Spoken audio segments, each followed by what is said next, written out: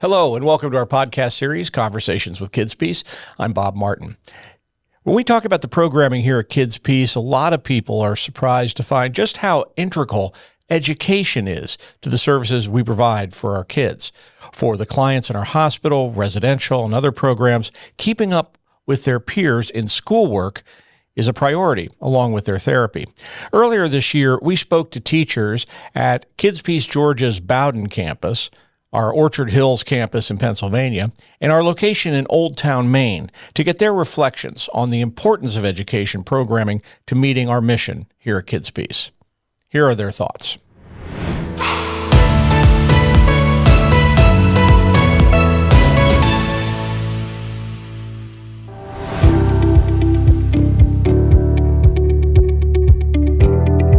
My name is Wendy Flanoy.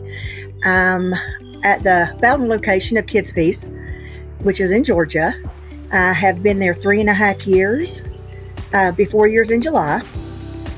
And I am the special ed coordinator, and I also serve as the guidance counselor. Hi, my name is Barb Thatcher. I currently work at Donnelly Tech in Orfield, Pennsylvania on the school campus here. I've been here for 32 years. This will be my 33rd year coming up. Hi, my name is Beth Seeger. I am a pre-K teacher here at KidsPeace in Old Town, Maine. I've been here for almost 2.5 years.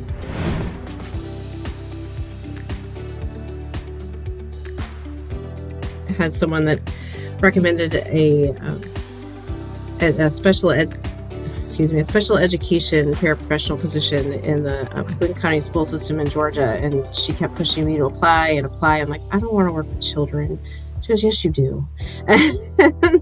And I applied, and I never looked back. Way back when, it was, what are you going to do with yourself? What do you like? Well, I liked typing, and I liked law. So I'm like, well, I guess I'll go to the community college. And so I became a legal secretary, got a 2-year degree in that.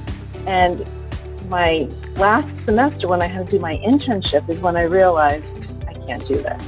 So I tell the kids, when I'm teaching the class, is let's try to figure out what your likes are now, and look up and research some different careers, because you want to make sure that you're not taking unnecessary classes or paying extra for these classes. You want to kind of get moving on your career path. Graduated from West Georgia College, which is our local college here, with a bachelor's degree in psychology and sociology. So I started working for the Department of Human Resources and worked there for almost 10 years and was laid off when we had a bad turn in the economy. So I started substitute teaching at the school where my children go and fell in love with it.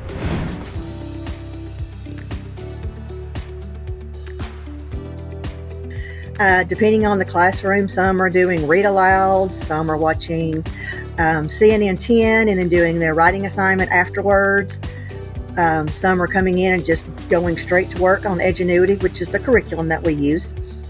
Which is an online curriculum which lets the kids go at their own pace, which is fabulous for our population. That way they don't feel pressure. They can take their time. They can go back through, the instructional slides if they need to be able to do that work. But there's also a teacher and a TA in a classroom of 10, so they have plenty of one-on-one assistance when they need it. Honestly, I think the most typical thing about my day is that it's never the same. We could come in and do everything that we plan to do all the circle times and do all the centers and do all the fun things that we have planned. And then other days we come in and we're just trying to keep everybody safe.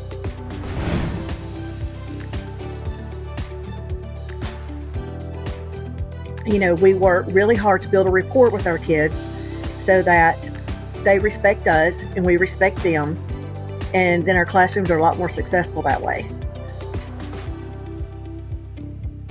So, we work to support them where they are and then help move them forward in whatever way it is that they need. We really rely on the ed techs to give us a lot of valuable information. But we also talk to, the speech therapists and the occupational therapists and the clinicians and the BCBAs, and we all really work together to support these kiddos as a whole. So if I'm struggling somewhere, if I don't know how to help this kiddo, I reach out and I say, hey, what do you think? And so everything I think that we all do is really in an effort to make sure that we are providing the best possible care for the kids that we have here.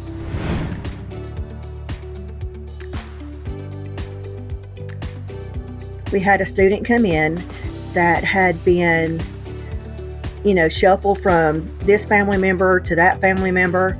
And when he came to us, he was a year behind in school, high school student.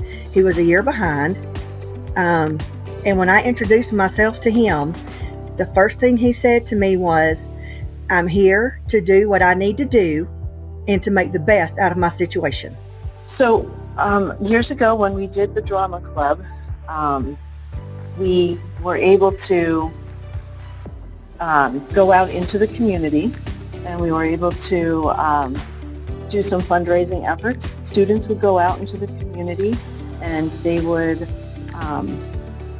go along with staff. They would try to get sponsorships that would get put into the program, or the supplies that we would need to actually build the set for the play. This student worked diligently in the classroom. He worked very hard and was able to catch up that year, and then was actually able to graduate. So we held a graduation for him, which was so exciting, and he was so proud. His mom was able to come and to watch him graduate from high school. We gave the students a lot of credit, because what ended up happening is we would have to practice in our cafeteria for months on end every day. And then we would take them over to Salisbury High School 1 week. Just in general, my favorite part of being here and doing what I do is seeing the gains that our students are making. Whether it be a kiddo who's been nonverbal since they started, and then 6 months into it, they ask for something by name, and we're all celebrating, we're all so excited. Or the times when maybe, students are only saying one word at a time and they're not really stringing any words together, and then they answer us with a 3 to 4 word sentence. One of the janitors had said that we do as good, if not better, of a job than Salisbury did. Recently, that same student, I received a phone call from a college in North Georgia needing his transcripts for his admission. So to me, that's just success all the way around, and it warms my heart. It makes me happy to do what I do every day.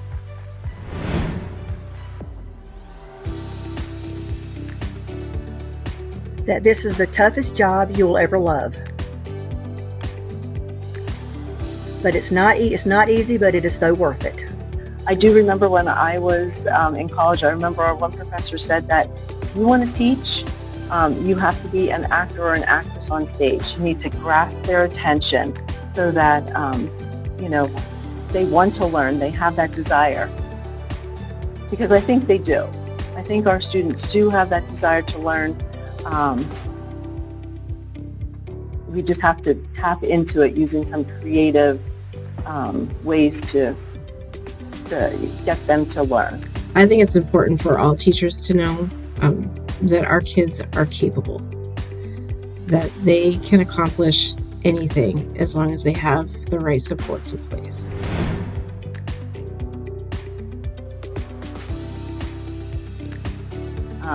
I have, some friends, in the public schools that they're very stressed about it. They need to meet those standards, and they need to get those test results. Here, I think that if you want to try something new with the kids, if you want to take them on a field trip, if you want to do something out of the ordinary, and you have a plan and you talk to one of the administrators, you can try it. Well, I think it's, important to highlight that working at KidsPeace has given me the opportunity to have a positive impact on one of our most vulnerable populations. And knowing that, what I'm doing here is truly making a difference in the lives of all of these students. And I feel like this job puts me in a position to set our little people up for success? I think people outside probably need a lot more knowledge about what goes on at KidsPeace. I don't think they understand because I think a lot of times you hear the bad, but you don't hear the good. You don't hear about the student that catches up the year and is able to graduate. You don't hear about the child that successfully discharged and then is so excited to have joined the military. So I think that people don't understand what the true nature of KidsPeace is. I try to explain that when anybody asks me because I love what I do and I love these kids.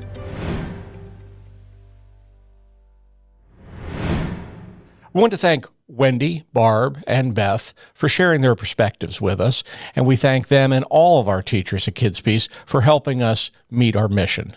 Thank you for joining us, and we look forward to having you join us again for more Conversations with KidsPeace. Until then, take care.